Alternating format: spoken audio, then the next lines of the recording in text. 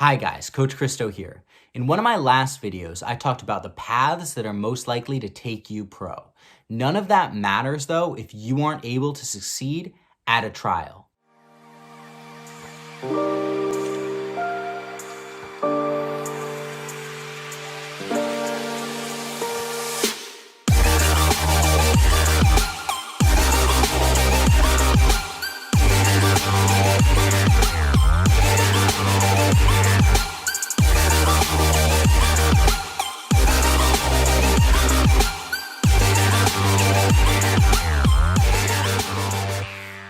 For some players at the very top, yes, of course, teams will sign them without a trial. But for most of us, we will be invited to trial with a team first before any contract is signed.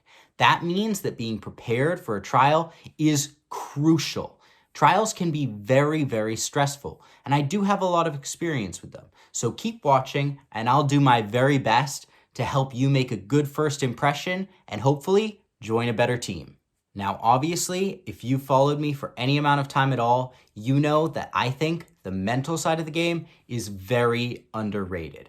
I've talked about how to increase your confidence before. This video is not going to be about that. If you need a self-talk script, an imagery script, or an instructional set, I have a bunch over my TikTok, I have a couple on YouTube, and I'm planning to post more on YouTube. I'm also happy to work with players one-on-one to develop self-talk scripts, imagery scripts, and instructional sets that they can use. Just get in touch with me.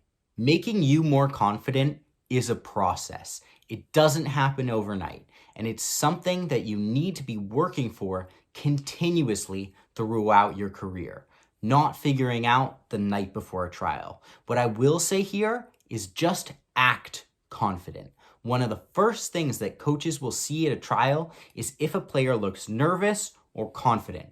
And I have known coaches to completely write off players if they look stressed or nervous, and to take a lot more notice of players who appear confident. I once went to a trial and impressed a coach so much because I didn't ask him a lot of questions or asked to speak with him after the trial finished. I apparently gave off an air of confidence. I came in, did my job, and left. No, because lions, they don't recover like humans. The funny thing is that a big part of the reason I didn't talk to the other players or the coach was that I didn't speak the language very well. And he didn't know that, but I guess it worked. Now, I wouldn't recommend not talking to anyone. I think that you should talk to other players. You should talk to the coach, but try to come across as confident. Act like you know you will get an offer at the end of this trial. I will also say that there is one question that a lot of players ask at a trial that coaches absolutely despise. The question is, will I get playing time if I join this team? To a coach, this says, I don't believe in myself. On probably every team you'll ever play for, there is constantly a fight going on for playing time. Perform at training, take your chances when given them in games, and you'll play. And if you play badly, you probably won't. That's how it works, and that's how it should work. Yes, playing time is important, but get on a team first. And I wouldn't necessarily pass up an opportunity to play for a great team just because it meant I wouldn't get a lot of time on the field. Obviously, it depends on the situation, but you're probably going to spend a season on the bench at some point in your career if you play at any decent level. You might even spend a season in the stands. Sit down. I spent a whole year on the bench for an academy team, waiting for my chance. And it never came. The next year, I joined a men's team and was in the league's team of the week after my first 90 minutes. Now, there are a handful of things that you can do to impress at a trial that have nothing to do with how you actually play. We already talked about acting confident. That's a big one. But there are other things that you can do as well.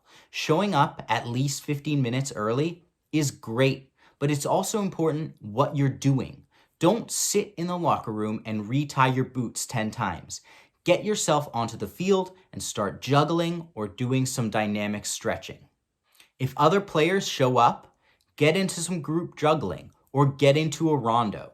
This shows that you want to be out on the field playing. It shows confidence, especially if you've included some other players in what you're doing, and it will probably get your mind off the nerves you would have if you were just sitting and doing nothing. Organizing some group juggling or a rondo shows that you know how to be part of a team, and also that you can lead. These are essential things that coaches look for all the time. Don't forget that though the coach might be the most important person to impress, he is not the only person you should try to impress. The other players' opinions matter too. You'd be surprised how much. On some teams that I've been on, the captain had almost as much power as the coach. Once you are into the team training session or scrimmage, don't say a single negative thing to a teammate. Try to be constantly positive. Say stuff like, great run, unlucky, good effort, that's all right, next time. If you're at a training session of a team, then don't be shy to be positive to both teams during a scrimmage or a small-sided game. Obviously focus mostly on your team, but remember, you're all teammates, right?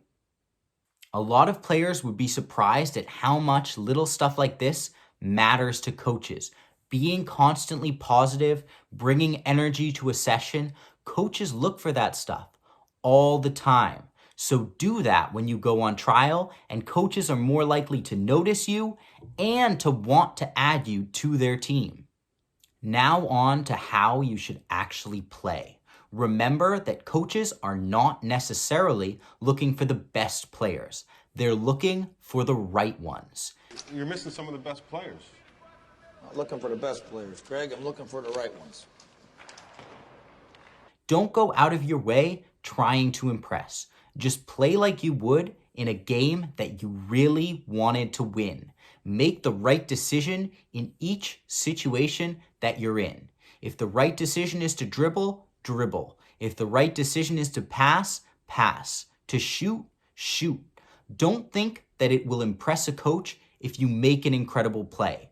What matters is what you accomplish through that play. If a simple pass would accomplish as much as you dribbling past 5 players, honestly, I'd rather have the player that made the simple pass. There you go. Let me know in the comments what you'd like to see next. Until next time.